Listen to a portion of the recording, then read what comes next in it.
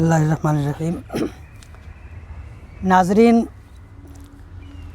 یہ forum for promotion of Islamic studies FPIS کا ایک انیشیٹو ہے WDISC۔ اس کے تحت ڈاکٹر جاوید اختر صاحب جو جامعہ ملیہ اسلامیہ میں اسلامک اسٹڈیز میں لیکچرر ہیں، وہ مختلف نظریاتی پروگرام کر رہے ہیں، ایجوکیشنل پروگرام کر رہے ہیں تاکہ ہمارے نوجوانوں اور طلباء کو مختلف ایسے موضوعات سے روشناس کرایا جا سکے جن کی ان کی علمی اور شعوری زندگی میں بڑی اہمیت ہے۔ اسی کے تحت آج کا ہمارا یہ پروگرام ہے، اس کا عنوان ہے علوم انسانی کے ارتقاء میں مسلمانوں کا رول۔ ناظرین، اس کے تحت جو چند سوالات ہیں ان پہ میں مختصراً روشنی ڈالوں گا، انشاءاللہ یہ موضوع کلیئر ہو کر کے آپ کے سامنے آئے گا۔ تو پہلا سوال ہمارا یہ ہے کہ مسلمانوں نے انسانی علوم کی ترقی میں کیا کردار ادا کیا؟ ناظرین، جیسا کہ میں نے کہا، علوم انسانی کے ارتقاء میں مسلمانوں کا رول، تو ہمارے خیال میں علوم کی کوئی ایسی تقسیم تو نہیں ہے کہ کچھ علوم دینی ہیں کچھ دنیاوی ہیں، نہیں، لیکن یہ تقسیم ضرور ہو سکتی ہے کہ کچھ علوم انسانی ہیں جو انسانی عقل اور تجربے میں مبنی ہیں، اور کچھ علوم ایسے ہیں جو وحی کے اوپر مبنی ہیں۔ تو ابھی فی الحال کی آج کی جو گفتگو ہماری ہوگی وہ علوم انسانی، یعنی جو انسانی عقل و تجربے کی پیداوار جو علوم ہیں اور اسلام ان کو بھی پروموٹ کرتا ہے، اس پہ ہم مختصر سی گفتگو کریں گے۔ انشاءاللہ کسی دوسرے وقت میں ہم مبنی بر وحی یا وہی بیسٹ جو علوم ہیں ہمارے قرآن حدیث وغیرہ وغیرہ، ان کے اوپر گفتگو کریں گے۔ تو ہمارا جو سوال تھا کہ مسلمانوں نے انسانی علوم کی ترقی میں، اس کو کے پروموشن میں کیا کردار ادا کیا، تو ناظرین اس سلسلے میں مختصراً یہ جان لیجئے کہ ہمارے طلباء اور نوجوانوں کے ذہن میں آج یہ سوال ہوتا ہے کہ مسلمانوں کی جو موجودہ سچویشن پوری دنیا میں ہے، ہمارے اپنے ملک میں بھی پوری دنیا میں جو ہے علوم کے تعلق سے، کہ سائنس میں، ٹیکنالوجی میں اور دوسری چیزوں میں وہ بہت پیچھے ہیں۔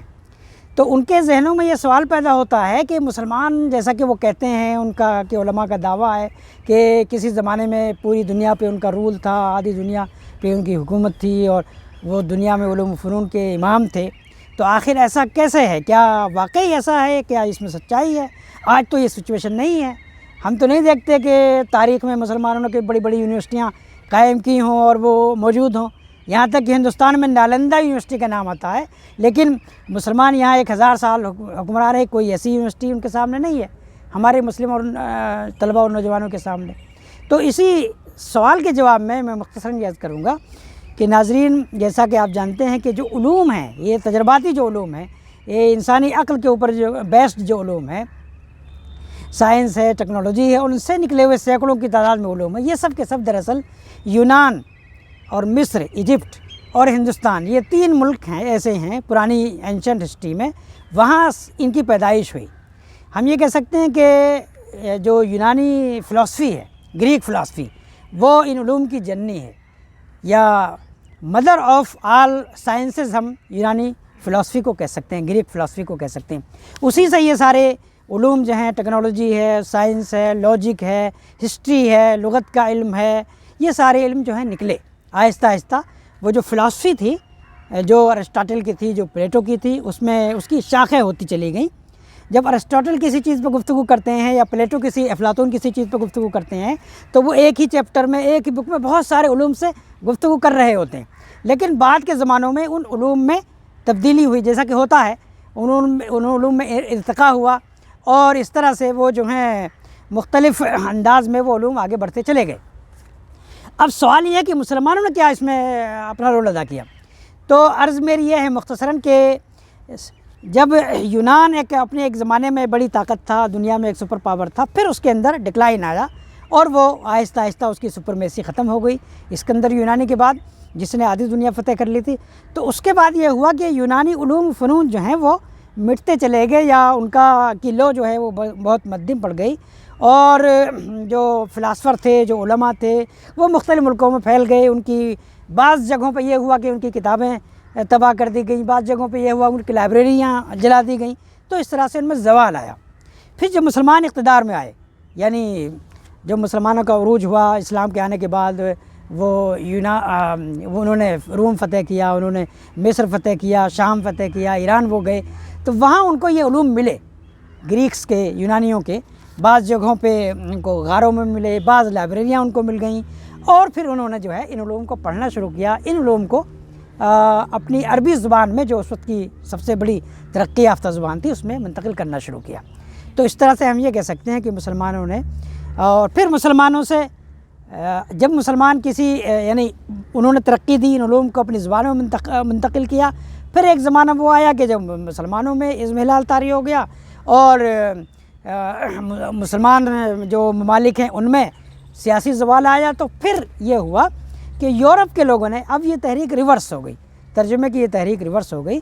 مسلمانوں نے جن علوم کو محفوظ کیا تھا، اب انہی علوم کو جو ہے یورپ کے لوگوں نے، مغرب کے لوگوں نے لیٹن میں اور دوسری زبانوں میں منتقل کرنا شروع کیا۔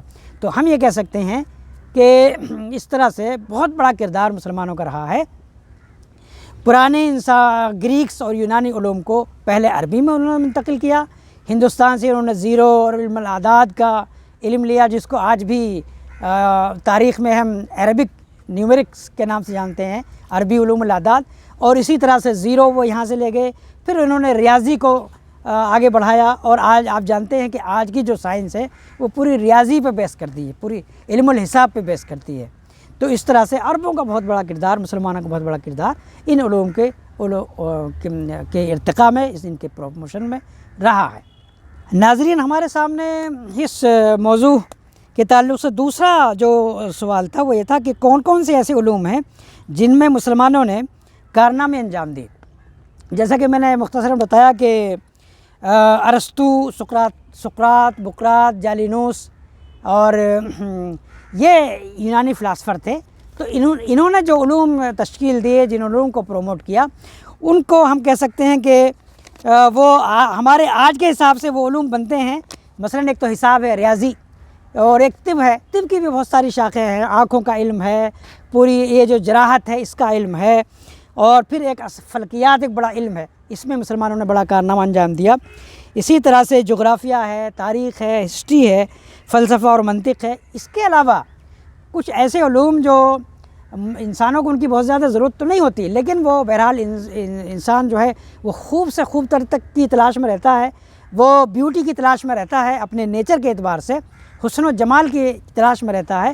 تو میوزک یا موسیقی ایک ایسا علم ہے جس سے انسان کی یہ ضرورت پوری ہوتی ہے، یعنی جمالیات کا جو انسان کے اندر احساس ہے، وہ جمالیات کا احساس اس میوزک یا موسیقی کے ذریعے سے پورا ہوتا ہے۔ تو مسلمانوں نے اس علم کے اندر بھی گریکس فلسفے کو، گریک تصورات کو، یونانیوں کے تصورات کو عربی میں منتقل کیا۔ اب میں آپ سے مختصراً بتاؤں گا کہ مسلمانوں میں وہ کون کون سے بڑے علماء تھے جنہوں نے ان علوم کو جو ہے وہ عربی زبان میں منتقل کیا۔ ان میں سب سے بڑا نام ہمارے سامنے آتا ہے جابر بن حیان کا، وہ کیمیا داں تھے، انہوں نے الکیمسٹ، فادر الکیمسٹ ان کو کہا جاتا ہے۔ اسی طرح سے موسیٰ الخوارزمی، یہ ریاضی داں تھے، اور ابو العباس الفرغانی، انہوں نے جو آج جو ہم ٹائم دیکھتے ہیں، جو گھڑی ہے، شمسی گھڑی، اس کو انہوں نے ایجاد کیا تھا۔ ہیئت داں یہ تھے۔ اسحاق الکندی، انہوں نے علم المناظر، یعنی آنکھوں کے جو علم ہے، آنکھیں کس طرح سے کام کرتی ہیں، اور جو آنکھوں کی روشنی ہوتی ہے وہ کس طرح سے انسان کو جو ہے بہت سی چیزیں دکھائی پڑتی ہیں، اس کی کیا حقیقت ہے، اس کے اوپر انہوں نے ریسرچ کی تھی۔ اسی طرح سے ایک دوسرا نام ابن الہیثم ہے، علم بصارت کا بانی اس کو کہا جاتا ہے۔ ابن الہیثم کی کتابیں جو ہے یورپ کے اور مغرب کے کالجوں میں اور ہاسپٹلس میں بہت زمانے تک وہ چلتی رہیں۔ اسی طرح سے ہمارے سامنے ایک بڑا نام آتا ہے ابوالقاسم الزہراوی کا۔ اس کے بارے میں کہا جاتا ہے کہ یہ طب و جراحت کے جو ہیں تقریباً 200 آلات اس نے خود ایجاد کیے، اور آج بھی جو بڑے بڑے ہاسپٹلس ہیں ان میں اس کے آلات ملتے ہیں۔ اسی طرح جغرافیہ داں ادریسی، الادریسی، یہ بہت مشہور ہے۔ اور ایک بہت مشہور نام ہے فلسفے کا اور تاریخ کا، وہ ابن رشد ہے، جس کو مغرب میں ایویروس کے نام سے جانتے ہیں۔ اور ایک بڑا نام ابن سینا کا ہے، جس کو ابی سینا کے نام سے مغرب کے لوگ جانتے ہیں۔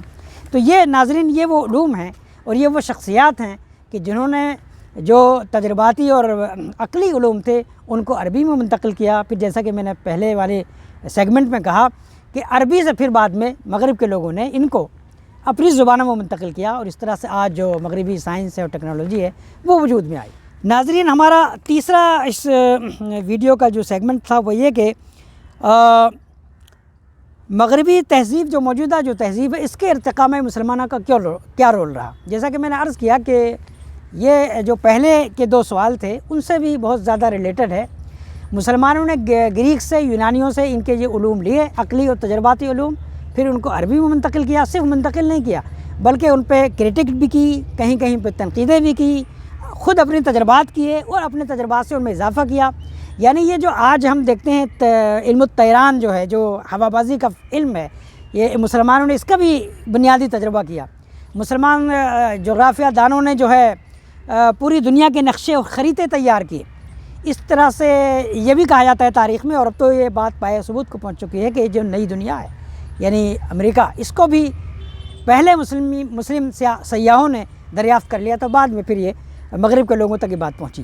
اسی طرح سے اور بھی بہت سارے آلات ہیں جن کو مسلمانوں نے ایجاد کیا، مسلمانوں نے ان کو دریافت کیا اور اس میں اضافہ کیا۔ بہت ساری کتابیں ہیں، یعنی یہ کتابیں ساری آج بھی ان کے مخطوطے مغرب کی لائبریری میں موجود ہیں، ان کے عکس بھی موجود ہیں، اور آپ کو انٹرنیٹ پہ ایک ذرا سی کلک کرنے سے مل جائیں گے۔ اور بہت ساری کتابیں اردو میں، عربی میں اس پہ لکھی گئی ہیں، انگریزی میں لکھی گئی ہیں۔ ایک بہت بڑا ہسٹورین ہے جارج سورٹن، اس نے اپنی ایک کتاب لکھی ہے ہسٹری آف دی سائنس، تو اس میں جو مسلمانوں کے یہ سارے کارنامے تھے ان کو انہوں نے بہت ہی تفصیل کے ساتھ بیان کیا ہے۔ اب اس میں یہ ہوا کہ جب مسلمانوں میں زوال آیا تو پھر مغرب کے لوگوں نے تلیتلا، ایک جگہ ہے اندلس میں، یعنی آپ جانتے ہوں گے کہ مسلمانوں میں جو علم و فن کے جو مراکز تھے وہ یہ تھے کہ بغداد، قاہرہ، کیرو، اور اسی طرح سے دہلی اور قرطبہ، یہ 4-5 ایسے، اور اسی کے ساتھ ساتھ ہم جوڑ لیں غرناطہ اور دمشق، یہ 4-5 وہ شہر تھے جہاں بڑی بڑی لائبریریاں تھیں، جہاں رصدگاہیں تھیں، جہاں مسلم علماء اور اسکالرس اور اس طرح کے حیات داں اور جغرافیہ داں اور مختلف لوگ جو ہیں علماء، مختلف عمراء اور مختلف حکومتوں اور مختلف حکمرانوں کی سرپرستی میں اپنے یہ کام کیا کرتے تھے۔ بغداد میں تو باقاعدہ بیت الحکمت تھا جو مامون الرشید نے تیار کیا تھا، جو حکمراں تھا اس زمانے کا۔ تو ناظرین، میں یہ کہہ رہا تھا کہ اس طرح سے جو اندلس ہے اس کے قرطبہ میں اور غرناطہ شہر میں یہ بڑے بڑے لوگ موجود تھے، اور وہاں پہ پھر جب ان کی حکومت کو زوال آیا تو مسلمانوں کے ساتھ ایک بڑی ٹریجڈی یہ ہوئی ہے کہ مسلمانوں نے اپنے دور میں جو مختلف ملکوں کو فتح کیا، انہوں نے اپنے دشمنوں کے ساتھ یا اپنے حریفوں کے ساتھ فراخ دلانہ رویہ اختیار کیا۔ انہوں نے ان کے علوم کو، ان کے لائبریریوں کو محفوظ رکھا، لیکن مسلمانوں کی لائبریریوں اور ان کے علوم کے ساتھ اس کا بالکل برعکس معاملہ ہوا۔ تو بغداد کو جلا دیا گیا، وہاں بہت سی لائبریریوں کو جلا دیا گیا۔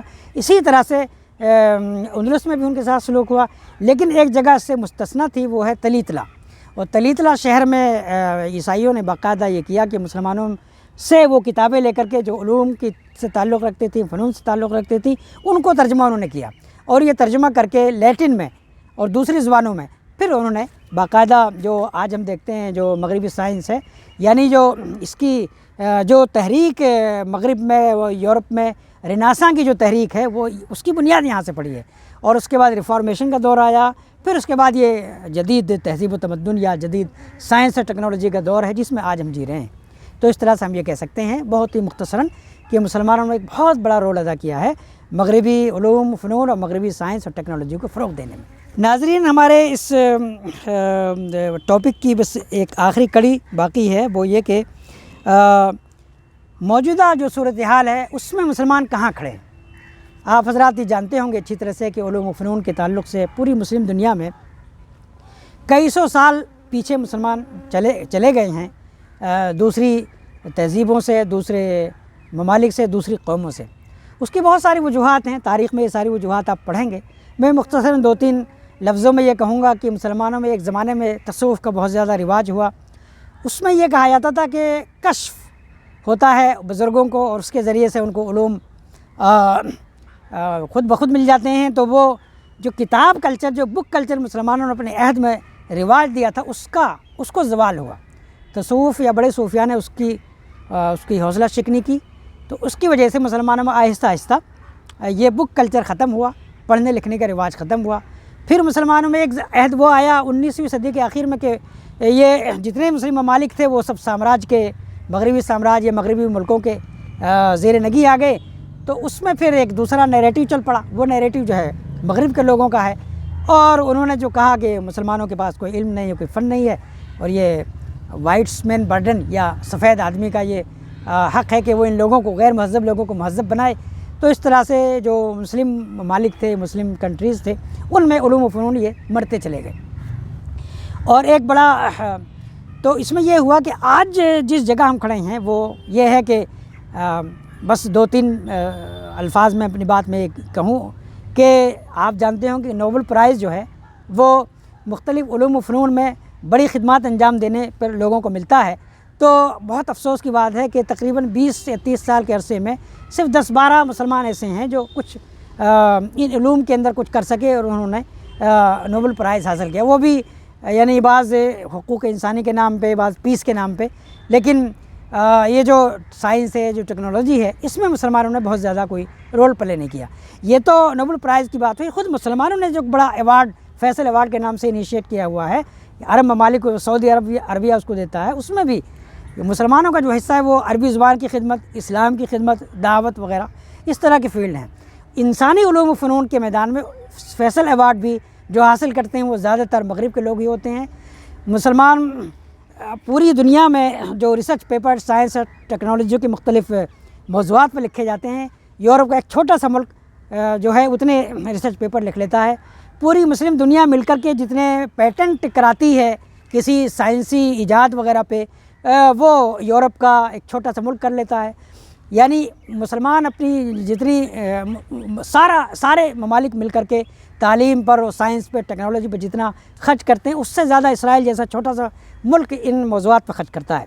تو بس میں اپنی گفتگو ختم کرتے ہوئے یہ کہوں گا کہ میرے نوجوان دوستوں اور بھائیوں, بڑے افسوس کی بات ہے کہ مسلمان سائنس ٹیکنالوجی میں دنیا کی دوسری قومیں اور دوسری تہذیبوں سے بہت پیچھے چلے گئے ہیں.